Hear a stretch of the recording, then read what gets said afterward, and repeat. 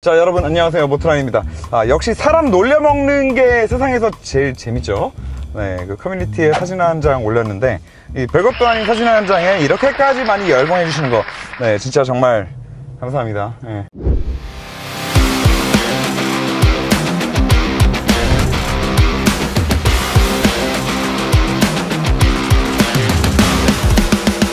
자, 캐딜락 에스컬레이드, 풀사이즈 SUV의 대명사라고 할 수 있는 차입니다.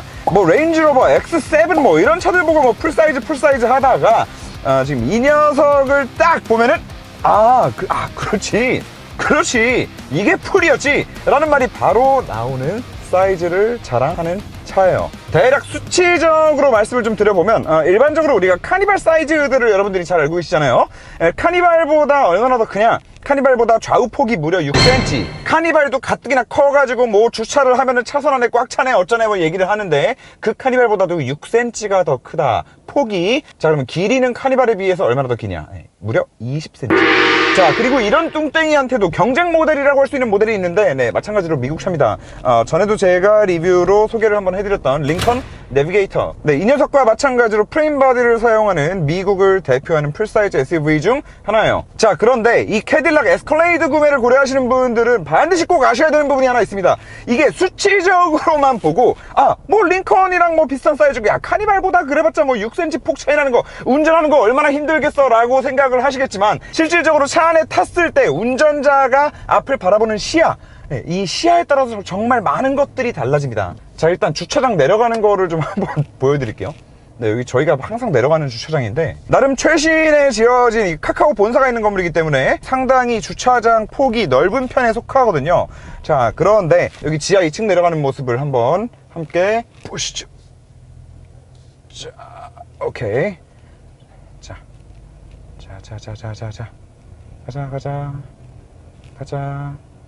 가자. 그래. 이게 문제가 뭐냐면 차량의 사이즈는 둘째 치고요, 이 녀석이 지금 링컨 내비게이터보다는 그래도 전폭이 조금은 더 작거든요. 한 1, 2cm 정도? 근데 링컨 내비게이터보다도 지금 이런 길에서 운전하기 더 힘든 이유가 바로 이 후드의 높이에 있습니다. 그리고 지금 얘랑 비슷한 느낌을 느껴볼 수 있는 차가 한 대 더 있는데 바로 이제 롤스로이스의 컬리넌입니다. 자, 그리고 그 롤스로이스 컬리넌과 지금 이 신형 캐딜락의 공통점이 뭐가 있냐? 옆라인에서 봤을 때 이 후드가 보닛이 적당히 앞으로 좀 떨어져 줘야지. 이거는 그냥 앞으로 그냥 쭉 뻗었는데, 심지어 얘는 가뜩이나 아래로 떨어지지 않고 끝까지 쭉 뻗는 보닛 위에 또 뭐 튀어 올라와 있어. 그러니까 이게 제가 X5랑 GLE를 비교하면서도 많이 말씀을 드리는데, X5 GLE가 재원상으로 큰 차이가 나지가 않아요, 사이즈가. 그런데 이상하게 X5 타면은 운전이 더 편안하단 말이에요. 뭔가 차 폭에 대한 감도 더 잘 와요. 그 이유가 뭐냐면 시야에서 오는 거거든요, 시야. 그리고 그나마 얘 경쟁 모델 링컨 내비게이터 같은 경우에는 후드가 이렇게까지 높이 올라와가지고 앞으로 쭉 뻗지는 않아. 그래도 걔는 후드가 조금 내려와 있는 상태에서 앞으로 내려갈수록 또 좀 살짝 떨어져요. 그러니까 운전할 때 앞에 폭이 감이 온단 말이야. 차가 커도 괜찮아. 감만 오면 괜찮단 말이야. 얘는 감이 안 와요, 감이. 자, 그러다 보니까 이 한국에서 운전을 하고 다니기에 진짜 극악의 불편함을 만들어주는 차다, 진짜. 돌아버릴 것 같다, 진짜로. 그리고 이 좌우폭 감이 안 오는 게 또 어떨 때 문제냐면, 이렇게 왼쪽에 가드레일 바짝 붙어있는 이런 도로 있죠. 이런 도로 다닐 때도 이 좌우폭, 내 차 폭에 대한 감이 잘 안 오니까 아무튼 이 차가 미친 듯이 큰데 그냥 미친 듯이 큰 거에서 끝나는 게 아니라 시야도 안 좋다 보니까 진짜 이거는 이제 큰 사이즈 차를 운전하면서 오는 그 불편함을 완벽하게 끝까지 극대화시켜서 느껴볼 수 있는 그런 차다. 자, 그래서 뭐 구매를 고려하시는 분들은 이게 반드시 좀 이렇게 좁은 길이나 이런 것들 좀 많이 시승을 해보시고 좀 장시간 시승을 해보시고 결정을 하시면 좋겠다 라는 말씀을 드리면서, 자, 한번 좀 달려보겠습니다.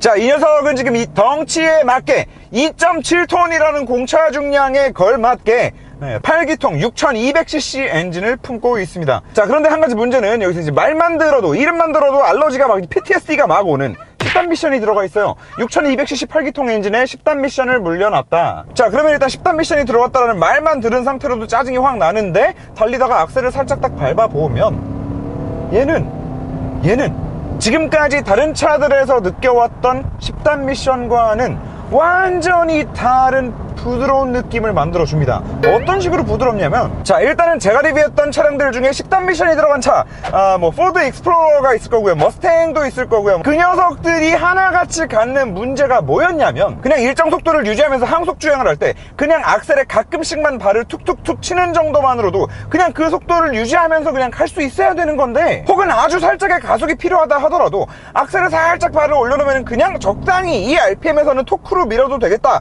판단이 되면 굳이 변속을 시키지 않아도 되는 상황에서는 그냥 토크로 쭉 밀어주면 되는 건데, 걔는 나름대로 10단 미션이라고 찾아 들어갈 수 있는 단수가 많은 거야. 그러다 보니까 10단으로 한 80km에서 항속을 하고 있었는데, 살짝 가속하려고 악셀에 발을 딱 올리면 일단 6단으로 내려. 6단으로 내리는데 그게 빨리 내려가기를 하냐? 아니야, 느리게 내려가. 그러면 부드럽게 내려가기를 하냐? 그것도 아니야. 그럼 똑똑하기라도 하냐? 그것도 아니야. 6단으로 일단 내려갔다가 아닌 것 같으면 다시 7단 올라갔다가, 거기서 악셀 살짝 더 밟으면 또 다시 5단으로 내렸다가 또 다시 8단으로 올라갔다가, 이걸 미친 듯이 반복한단 말이에요. 그게 10단 미션들의 문제야. 그런데 지금 얘는, 자, 여기서 내가 살살 가속을 하고 싶다 그러면 보세요?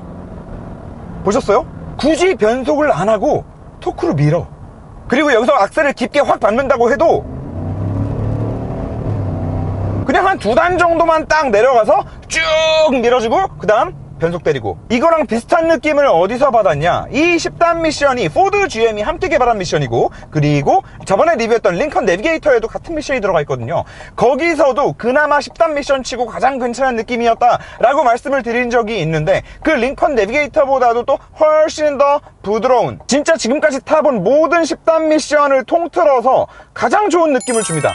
제가 봤을 때는 이 8기통 6200cc짜리 엔진 덕분이 아닌가 싶어요. 이게 뭐 요즘 세상에 여러분 뭐 400마력, 500마력 하도 익숙해지셔가지고, 와, 8기통 6200cc면은 뭐 한 700마력 되냐? 이렇게 말씀하실 수도 있는데, 그렇지 않아요. 왜 400마력이거든요. 그리고 토크도 뭐 그냥 60, 뭐 요즘에 60 토크도 이제 대단하지가 않은 세상이야. 터보차들 때문에. 근데 얘는 NA 가지고 지금 이런 토크를 만들어낸단 말이죠. 어떤 장점이 생기냐면, 이 미친 듯이 풍부한 토크가 터보차들처럼 고RPM에서 일정 특정 구간에 빡 튀어나오는 게 아니라 굉장히 두터운 토크밴드가 완전 저RPM에서부터 굉장히 풍부하게 가면 갈수록 점진적으로 부드럽게 강한 토크를 만들어주면서 쭉 밀어준다는 거죠. 덕분에 미션도 10단 미션 아무리 찾아 들어갈 구멍이 많다 하더라도 그냥 적당히, 그 토크가 워낙 풍부하니까 그냥 뭐 10단이긴 한데 뭐 굳이 내가 아무리 가진 게 많아도 뭐 굳이 귀찮게 뭐하러 변속을, 그리고 뭐 변속을 한다 하더라도 그냥 뭐 어차피 어느 RPM에서든 토크는 풍부하게 나오다 보니까 그냥 대충 한두 단계만 내려서 부드러운 변속을 좀 우선시하는, 그런 변속을 해주고 있는 느낌입니다. 무엇보다도 좀 부드러운 변속을 가장 최우선시하는 그런 세팅인 것 같아요. 진짜 그 익스플로러 같은 경우에 2300cc 터보 엔진, 그 에코부스트 엔진에다가 20단 미션을 걸어놨는데, 걔는 가뜩이나 저배기량의 터보 엔진이야. 토크가 나오는 구간이 딱 일정 부분 정해져 있단 말이야. 거기만 급격하게 토크가 나오고 확 빠져. 그러면 차가 최대한의 연료 효율을 이끌어내기 위해서는 그 RPM에서만 계속 놀기 위해서 차가 계속 무단히 노력을 할 거란 말이죠. 그러다 보니까 그 10단 미션이 미친 듯이 움직이는데 애가 멍청하다 보니까, 그리고 변속 충격도 있고 변속도 느리다 보니까, 특히나 우리나라처럼 가다서다 시내주행이 많은 나라에서는 이거는 진짜 아무튼 그런데 거기 들어갔던 미션이 지금 여기에 와서는 지금 이 6200cc 8기통이 내뿜는, 그것도 전 영역 RPM대에서 부드럽게 내뿜는 60이나 되는 토크와 맞물려서 상당히 지금 마음에 드는 모습을 보여주고 있다. 그리고 웃긴 건 변속 자체도 더 빠른 느낌이에요.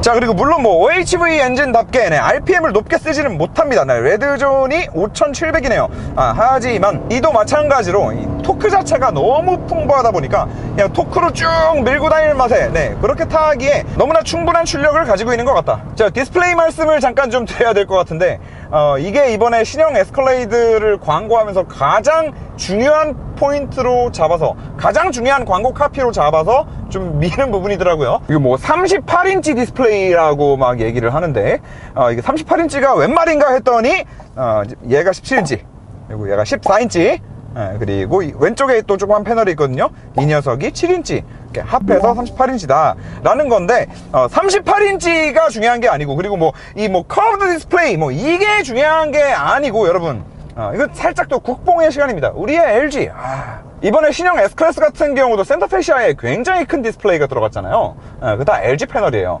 이 녀석도 다 LG 패널이다. 중요한 거는 LG만이 가지고 있는 독자적인 기술로 들어가는 디스플레이다라는 겁니다.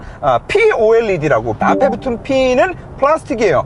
장점은 일단 첫 번째 차에 들어가는 거여야 되니까 가볍다.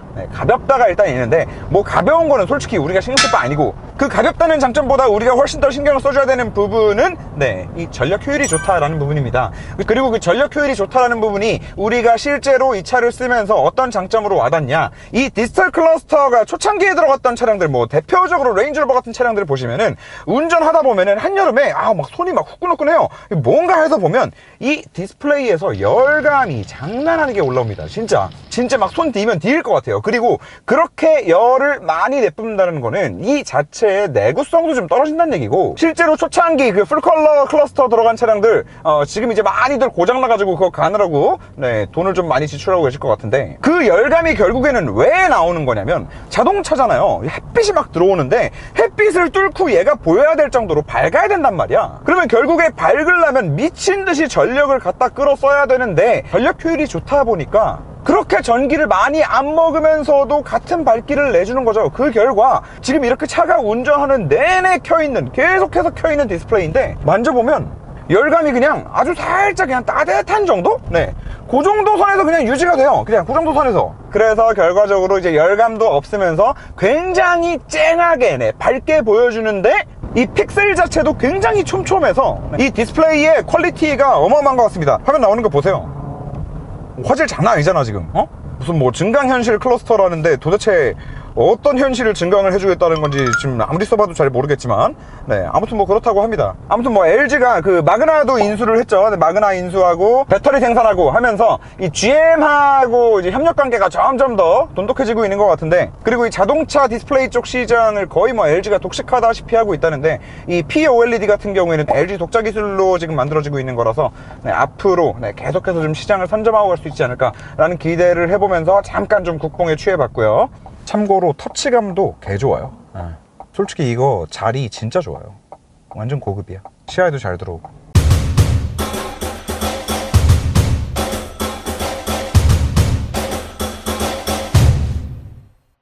자, 그리고 프레임바디의 승차감 많이들 궁금해 하실 겁니다. 여러분들 많이들 아시다시피 저는 에어 서스펜션 성애자인데, 지금 이 녀석은 이제 프레임바디에 에어 서스펜션이 조합되어 있는 차입니다. 링컨 내비게이터 같은 경우에는 프레임바디에 그냥 코일오버 스프링이 들어갔었어요. 그런데 뭐 내비게이터 같은 경우도 세팅을 워낙에 잘했었던 기억이 있습니다. 그래서 코일오버 스프링이 들어간 무게 2.7톤짜리 차가 승차감이 꽤 괜찮았던 걸로 기억을 하는데, 지금 얘는 이 솔직히 말하면은 코일오버 스프링이 들어간 내비게이터랑 큰 차이를 못 느끼겠다. 얘는 에어서스가 들어가 있는데, 물론 에어서스 들어가 있으니까 달리다가 뭐 이렇게 누르면 뭐 이렇게 차고가 올라가기도 하고, 그리고 제가 그 사진 찍어서 올린 거 차고 올려놓고 찍은 거예요. 차고가 한 5cm인가 더 올라가. 뭐 그거 가지고 또 유추해서 너 뭐 키가 너 150이었냐? 뭐 이런 분들 많이 계신데, 작은 거는 아는데 150은 좀 그렇지. 아침에 잘 때 저녁에 잘 때 좀 다르긴 하지만 평균 166이에요 그것 좀 2번 죽이진 맙시다. 아무튼 얘 지금 에어스프링이 들어가 있는데, 문제는 에어스프링의 장점은 도무지가 느낄 수가 없다. 제가 차를 리뷰할 때 웬만하면은 이미 알고 있던 거면 어쩔 수 없는데, 웬만하면 그 차 리뷰하면은 공부해야지 라는 생각으로 그 차의 스펙을 먼저 찾아보지를 않아요. 왜냐? 그걸 아는 순간 선입견이 생기거든. 그냥 타면서 느껴지는 궁금해지는 것들을 이제 몇 날 며칠 공부를 해서 촬영을 하는데, 보통 얘는 저는 그냥 당연히 에어서스가 없는 차라고 생각을 했어요. 처음에 느낌이. 일단 이렇게 고속주행을 하고 있을 때 이제 노면에서 올라오는 잔진동들 있죠. 이 잔진동도 물론 프레임바디라는 거를 생각하고 이걸 느껴본다라고 하면 굉장히 훌륭한 수준이긴 하지만, 링컨 내비게이터 같은 경우도 프레임바디에 그 무거운 무게에 그냥 코일오버 스프링을 사용하고서 이 정도 승차감을 만들어줬거든. 방금 같은 그런 잔유철들은 얘처럼 그냥 잘 걸러줬단 말이에요. 그래서 일단 고속주행을 할 때 에어스프링이 들어가 있음으로 인해서 오는 장점을 지금 딱히 느끼지 못하겠고, 고속으로 달릴 때 이제 큰 요철들 있죠. 고속으로 달리는 상황에서 서스펜션이 범프될 때, 리바운드 될 때, 그때 느낌도 사실 그 에어 서스펜션만의, 에어스프링만의 그 특유의 고급진, 진짜 나긋나긋 부드럽게 떴다 떨어지는 그 느낌을 사실 받을 수가 없습니다. 그리고 무엇보다 이제 이 방지턱, 네, 방지턱도 사실 떨어질 때 잘 보세요. 턱턱. 그리고 지금 느낌이 오히려 뒤쪽 서스펜션은 이런 큰 요철에서 이제 올라갈 때도 마찬가지고 떨어질 때도 마찬가지고 굉장히 빠르게 부드럽게 펴주면서 차가 떨어질 때 요철을 최대한 잘 잡아주는 느낌이 좀 나는데, 앞은 진짜로 그냥 이거 코일오버 스프링이 들어가 있다, 그냥 코일숍이 들어가 있다 라고 해도 네, 그냥 충분히 납득 가능한 믿을 것 같은. 그리고 더 웃긴 거는 이런 방지턱을 이렇게 완전 저속으로 넘을 때의 느낌은 오히려 어떤 특정 부분에 있어서는 내비게이터의 승차감이 더 좋았다라고 느껴지기도 하거든요 지금. 이거는 물론 미국 차들도 워낙에 에어 서스펜션을 많이 안 만들어 버릇하다 보니까 그 독일이나 영국 완성차들이 가지고 있는 그런 에어 서스펜션의 세팅값 자체를 바라면 안 되겠죠. 물론 거기까지 바라는 건 좀 무리가 있을지 모르겠으나, 그래도 저는 이 에비에이터보다는 더 나은 승차감을 보여주지 않을까라고 좀 내심 기대를 했었거든요. 그런데 아무튼 이 승차감이 의외로 좀 실망해요. 의외로. 아예 차고를 확 올린 상태에서 한번 넘어볼까? 자, 올라가자. 자, 다 올라갔습니다. 똑같아. 그리고 이렇게 깊은 코너를 만났을 때의 느낌도 차가 한쪽으로 무게를 좀 받고 있는 상황에서 요차를 받는다 라고 했을 때도 내비게이터랑 비교했을 때 에어스프링만의 장점이 딱히 느껴지지 않는 지금 뭐 이 LSD가 들어가 있다라고 하는데, 네, 사실 이 차를 가지고 LSD의 성능을 느껴볼 수 있을 만큼 몰아붙일 저는 간단히가 안 되기 때문에. 그리고 누가 이런 차 타면서 코너를 막 누가 그런데 아무튼 뭐 LSD가 들어가 있다라고 하기는 합니다. 이런 코너링에서의 느낌보다는 아마 이제 험로 탈출이 필요한 상황 있죠. 그런 데서 빛을 발하지 않을까, 그런 생각이 들고, 그래서 이 에어스프링이 사실 이제 제 역할을 좀 못 해주는구나 라는 생각이 들어서 이제 좀 아쉽기만 하려고 했는데, 이게 사실 단지 에어서스의 느낌이 충분히 느껴지지 않아서 아쉬운 거를 뛰어넘어서 단점으로 작용하는 부분이 하나 좀 있는 것 같습니다. 물론 지금부터 말씀드릴 이 녀석의 단점은 단지 에어스프링의 세팅 문제가 아니라 뭐 뒤쪽 서스펜션의 세팅 문제일 수도 있어요. 추론만 해보는 거죠. 왜냐하면 캐딜락이 에스컬레이드를 만들면서 이렇게 큰 차, 프레임 바디를 가진 차에 뒤쪽 서스펜션을 독립식을 쓴 게 지금 이 녀석이 최초거든요. 그래서 정확히 에어스프링 문제인지 뒤쪽 서스펜션의 세팅 문제인지는 모르겠으나 어떤 문제가 있냐면, 자, 이렇게 한 50km에서 차선 변경을 한다, 이럴 땐 못 느낍니다. 뭐 조금 더 속도를 올려서 뭐 한 70km에서 급차선 변경을 한다, 이래도 크게 느끼지 못합니다. 어디서 느끼냐면, 자, 100km에서 이런 고속 범프 구간을 만난다거나 아니면 이 정도 속도에서 그냥 옆차선으로 들어간다, 다시 자세를 잡을 때 이게 진짜 희한한 느낌이 나요. 뒤에가 마치 후륜조향이 걸려서 같이 따라 도는 느낌이 나거든요. 그리고 이런 고속 코너에서도 마찬가지로 그런 느낌이 좀 나는데, 자, 왼쪽으로 도는 코너예요. 핸들 타각을 조금이라도 안으로 싹 말아주면은 뒤에가 같이 이렇게 하면서 같이 말려서 뒤가 도는 느낌이 나요. 그리고 그 느낌이 그냥 100km에서 차를 살짝만 이렇게 흔들어 봐도 뒤가 이렇게 제자리에서 이렇게 도는 느낌이 나. 그래서 이게 저한테는 고속에서 직진 안정성이 떨어진다라는 느낌으로 이제 최종적으로 와닿는데, 그리고 이 느낌은 단지 휠베이스가 길기 때문에 뒤가 따라오는 게 좀 늦구나, 뒤가 좀 천천히 따라 들어오는구나 라는 그 느낌이랑은 또 다른 느낌이에요. 의외로 뒤는 빨리빨리 따라 들어와줘요. 그런데 따라 들어오고 나서 멈추는 게 아니라 따라 들어오고 나서 뒤가 노는 느낌이야. 그리고 이 느낌이 너무 좀 이질적이고 불안하고 이상해서, 혹시 지금 이 차가 지금 뒷타이어만 윈터 타이어가 꼽혀있거든요. 아니, 이게 캐딜락이 제정신이 아닌 거지. 아니, 차를 수입하는데 타이어 여부는 확보해야 될 거 아니야, 센터에. 장난치는 것도 아니고. 아무튼 지금 타이어 사이즈가 국내 재고가 없어가지고 지금 차주분께서 살짝 잠깐만 임시로 윈터를 꼽아 놓으셨는데, 저것 때문에 뒤에 그립이 안 좋아서 그러나? 라고 생각이 들어서 에스컬레이드 다른 차, 정상적인 타이어 꽂혀있는 차, 그것도 일부러 어렵게 찾아가지고 가서 한 바퀴 타봤단 말이야. 걔도 느낌이 똑같아. 그래서 윈터 타이어 때문은 아니었던 거고, 결국에 아까도 말씀드렸듯이 둘 중 하나예요. 얘네가 이 무거운 덩치의 프레임 바디까지 가지고 있는 차에 에어 서스펜션을 넣는 이 세팅을 못했던가, 이게 첫 번째고, 두 번째, 그게 아니라면 마찬가지로 이 큰 차에, 이 무거운 차에 뒤에 독립 서스펜션을 사용하는 세팅값을 못 찾았든가 둘 중 하나입니다. 저 진짜로 처음에 그냥 후륜조향 들어가 있는 줄 알았어요. 근데 그냥 후륜조향이 아니라 얘는 후륜조향이 들어가 있는데 혹시 고속에서도 역상으로 움직이나? 그잖아요. 뭐 BM 같은 차들, BM도 그렇고 아우디도 그렇고 후륜조향 들어가 있으면 이제 고속에서는 동상으로 같이 꺾여준단 말이야. 부드럽게 싹 들어가라고. 근데 이 느낌이 마치 고속에서도 후륜조향이 역상으로 움직여서 이렇게 틀었을 때 더 뒤에가 잘 돌아버릴 것 같은 느낌이 나는, 딱 그 느낌이었거든요. 그래서 오죽하면은 타다가 중간에 내려가지고 저기 아래 내려가서 봤다니까? 후륜조향 들어가 있나? 그래서 이 부분은 좀 이렇게 큰 차를 타고 나긋나긋하게 그냥 뭐 100km 정도 90km 정도 속도에서 그냥 편안하게 핸들을 잡고 있는 것만으로 운전이 편한 그런 주행 느낌을 생각하셨던 분들이라면 이것도 반드시 시승을 하시면서 좀 파악을 해보셔야 되는 부분이 아닌가라는 생각이 좀 들고요. 기름 좀 적당히 먹어라. 이거 제가 어제 리셋한 건데 평균 연비가 3.8km.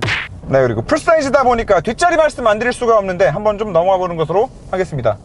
그리고 커뮤니티에 보니까 어떤 잔인한 분이 앞에 서가지고 윤석로 얼굴 어디까지 보이나 좀 보여달라고 하셨는데 보여드릴게요. 일단 차고 좀 올리고 보여드리겠습니다. 네, 그래야 더 재밌을 거 아니야.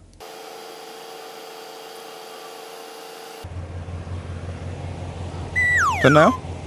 재밌나요? 네, 거의 뭐 앞에 서 있으면은 조금만 더 낮으면 이게 차 좀만 더 올라가면은 거의 이렇게 보일 것 같은데? 안녕하세요 아빠! 와, 근데 진짜 앞에서 보면 야우 진짜 미치겠다. 이게 이 수평으로 쫙 뻗은 이 후드 라인이 진짜 옆에서 봤을 때도 그렇고 그냥 뭐 예술입니다, 예술. 페라리보다도 포스에 있어서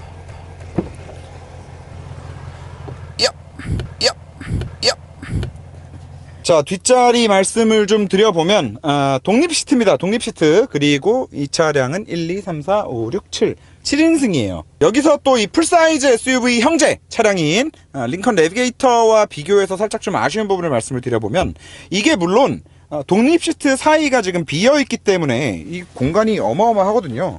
그냥 이렇게도 앉을 수 있을 정도의 가운데 어마어마한 공간이 있어요. 그런데 링컨 내비게이터 같은 경우에는 이 공간에 진짜 엄청나게 큰 사이즈의 콘솔이 있었거든요. 그 콘솔 안에 그 활용도가 진짜 상상을 초월할 정도로 좋았었는데 얘는 그 부분에 있어서는 조금 아쉬운 것 같습니다. 그리고 3열 같은 경우에는 이제 내비게이터와 또 마찬가지로 이 바닥부터 허벅지를 서포트해주는 시트의 높이 자체가 3열 치고 상당히 높아요. 상당히 높기 때문에 앉았을 때 나름대로는 편안한 그런 시트 포지션이 나온다라는 거. 3열 치고 굉장히 편안하다. 그리고 방금 전에 이제 그 2열에 콘솔이 없는 게 오히려 좀 아쉽다라는 말씀을 드렸는데, 만약에 3열에 풀사이즈로 꼭 7인승으로 타셔야 된다라고 하시는 분들은 3열에 앉아 계시는 분들이 좀 다리를 좀 편하게, 그리고 이 옆에 앉더라도 다리가 좀 이렇게 나가기 때문에, 나갈 수 있기 때문에 이 부분은 또 이제 콘솔이 없는 거에 대한 장점이라고 할 수 있겠네요. 자, 그런데 어쨌든 이제 중요한 게 2열에 앉았을 때 이 공간감이거든요. 단지 뭐 레그룸이 얼마나 차이가 난다 뭐 이런 것들을 다 떠나서 이 위에 2열에 앉아있는 사람이 앞을 봤을 때 느껴지는 이 헤드룸의 공간감 있죠. 그리고 이 좌우 폭에 대한 공간감, 이렇게 좀 시각적으로 심리적으로 영향을 미칠 수 있는 요소들이 이 차량 안에 대한 공간감을 평가할 때 굉장히 중요하거든요. 그런 차원에서 생각을 했을 때 이 녀석이 지금 카니발보다도 한참 높은 전고를 가지고 있기는 하지만 정작 이 시트 포지션에서부터 느껴지는 이 위에까지의 여기까지의 공간감은 카니발이랑 비슷하다. 더군다나 지금 이 녀석 같은 경우에는 앞에 굉장히 큰 디스플레이가 있는데, 이 디스플레이가 또 앞에 시야를 막는데 굉장히 큰 몫을 합니다. 물론 뭐 이 디스플레이 자체가 많이 좋아져서 이 안에서 이제 재밌게 가지고 놀 수 있는 그런 프로그램들이 많기는 하지만, 굳이 꼭 이런 것들을 사용하지 않는다라고 했을 때는 오히려 탑승객이 좀 더 답답함을 많이 느낄 수밖에 없는 그런 요소인 것 같아요. 그리고 시트 같은 경우도 이제 1열도 마찬가지지만 2열도 마찬가지로 시트 부분에 있어서도 내비게이터의 손을 좀 들어주고 싶습니다. 물론 시트 사이즈가 굉장히 큽니다. 굉장히 커서 이 사이즈 때문에 오는 답답함 뭐 이런 것들은 전혀 없지만, 이제 디테일적인 측면에서 한 가지 아쉬운 게 이제 이런 것들이죠. 독립 시트잖아요. 어쨌거나 독립 시트인데 이 2열에 앉은 탑승객이 좀 편안하게 팔을 올리기에 애매한 이 도어 쪽 암레스트를 가지고 있다. 이 도어 쪽 암레스트가 이 부분이 지금 보시면 아시겠지만 상당히 좁아요. 좀 좁아서 이렇게 좀 편안하게 팔을 좀 편안하게 올리고 다니기에는 살짝 애매한 사이즈다. 내비게이터 같은 경우에는 이제 도어 쪽에 암레스트도 굉장히 좀 폭이 있었고, 그리고 뭐 이 가운데 콘솔에 또 굉장히 큰 암레스트가 있고 했기 때문에 그 독립 시트에서 주는 그 포근한 맛, 그리고 심리적으로도 굉장히 좀 안정된 느낌을 주면서도 이 시야도 괜찮고 했었는데, 지금 얘 같은 경우에는 아까도 말씀드렸지만 이 캐빈룸 안에 요 바닥부터 이 높이까지가 일단 그렇게 높지가 않고요. 그리고 앞은 막혀 있고, 2열에 좀 팔을 올릴 수 있는 공간, 이런 것들도 좀 떨어지다 보니까 그런 좀 실용적인 측면에 있어서 내비게이터보다 조금 또 떨어지는 부분이 있다고 할 수 있겠습니다. 다시 앞으로 좀 가볼게요. 자, 그리고 운전석 시트 말씀을 조금 더 드려보면, 얘도 지금 상당히 미세하게 조절할 수 있는 부분들이 많습니다. 어깨 따로 조절하고, 뭐 또 등 따로 조절하고, 허리 따로 조절하고, 옆구리 따로 조절하고, 뭐 다 조절을 할 수 있습니다. 그래서 굉장히 좀 포근한 커다란 회장님 소파에 딱 앉아있는 그런 느낌을 충분히 만들어주기는 하지만, 내비게이터랑 또 비교를 한다라고 했을 때 그 내비게이터의 30방향 시트를 능가하기는 조금 무리가 있다.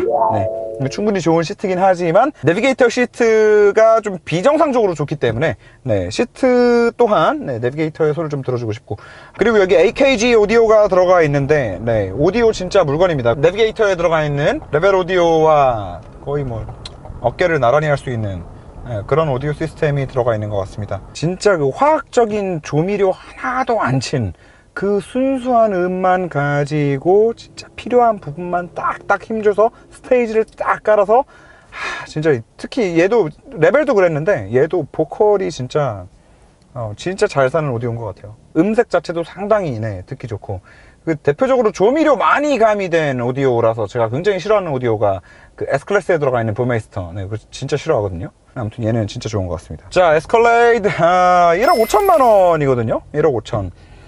솔직히 말씀드리면 승차감 면에 있어서 내비게이터 대비 큰 메리트를 느끼지 못했습니다. 그리고 뭐 시트 같은 경우나 2열의 그런 좀 편의성 관련된 것들에 있어서도 내비게이터보다 딱히 더 좋다라는 느낌을 받을 수가 없네요. 그런데 이 가격으로 좀 비교를 해본다라고 했을 때 둘 다 숏바디 기준, 물론 내비게이터 같은 경우에는 이제 상위 트림, 블랙라벨 트림이 지금 정식 가격이 없기 때문에 그 아래 하위 이제 리저브 트림으로 비교를 좀 해본다면 걔가 1억 2천이거든요 약 한 3천만 원 차이가 나는데, 3천만 원 더 싼 내비게이터를 사는 게 맞지 않냐 라는 생각을 하실 수도 있는데, 만약에 제가 풀사이즈 SUV 둘 중 하나를 산다라고 하면 저는 에스컬레이드를 삽니다. 뭐 어디까지나 취향 차이의 문제일 수도 있겠는데, 물론 내비게이터의 디자인도 나쁘지는 않았어요. 일단 그 사이즈에서 주는 그 포스가 어마어마한 차고요. 그런데 그 내비게이터가 가지고 있는 요즘 링컨의 그 패밀리 룩 있죠? 살짝 그 동글동글한 그릴과 동글동글한 헤드라이트, 저는 그게 그 차가 가지고 있는 포스와는 좀 상반되는, 좀 어우러지지 않는 디자인이었다라는 생각이 들어요. 그리고 무엇보다도 내비게이터는 우와 저 차 더럽게 크네 여기서 끝이라면, 에스컬레이드는 일단 거의 뭐 미국 차 중에서 몇 안 되는 콜벳과 같은 그런 대명사격의 차잖아요. 풀사이즈 SUV의 대명사, 대형 세단의 대명사 S클래스, 풀사이즈 SUV의 대명사 에스컬레이드, 그 이름값을 분명히 하는 포스를 가지고 있는 차다라는 생각이 듭니다. 이건 진짜 딱 보면 눈을 못 뗄 포스예요. 아까도 말씀드렸지만 페라리, 람보르기니, 어쩌면 그런 녀석들보다도 도로 위에서의 존재감이 더 크지 않을까, 그런 생각도 좀 들고, 진짜 운전하는 거 불편한 것만 빼고 나면, 그리고 그 고속에서의 그 느낌만 빼고 나면 진짜 가성비 최고의 멋진 그 포스만으로 했을 때 있죠. 포스와 사이즈, 잘생김, 이런 것들로만 따졌을 때 뭐 우주 최강의 가성비를 가지고 있는 차가 아닌가라는 생각이 드네요. 자, 마지막으로 차주분께 감사 인사 드리겠습니다. 그 사모님께서도 팬이시라고 저희 채널에 너무 감사드립니다. 이게 사실 처음에는 제 목소리를 되게 싫어하셨다고 해요. 이렇게 뭐 시끄럽다, 이렇게 땡땡거린다, 저 조그만 놈은 누구냐 막 이렇게 하시다가 이렇게 보면 볼수록 좀 짜증나는데 계속 보게 되는 그런 매력에 좀 빠지셨다고. 감사합니다. 제가 이렇게 방송 톤을 좀 조절을 해야 되나 싶다가도 그런 얘기 들으면 또 아닌 건가 싶기도 하다가도 잘 모르겠습니다. 그리고 또 차도 이렇게 네, 저 놀려주시려고 이렇게 큰 차로 사가지고 보내주시고 진짜 감사히 잘 타고 네, 덕분에 이렇게 많은 시청자분들과 또 이 차에 대해서 재미있는 얘기를 나눠볼 수 있는 시간을 가질 수 있었던 것 같습니다. 감사합니다, 차주분. 시청자 여러분도 감사드리고 네, 오늘도 혹시라도 저희 영상을 처음 보시는 분들이 이 영상을 보셨다면 나가시기 전에 좀 구독 버튼 한번 좀 누르고 나가주시면 정말 감사하겠습니다. 안녕히 계세요. 다음 주에 뵙겠습니다.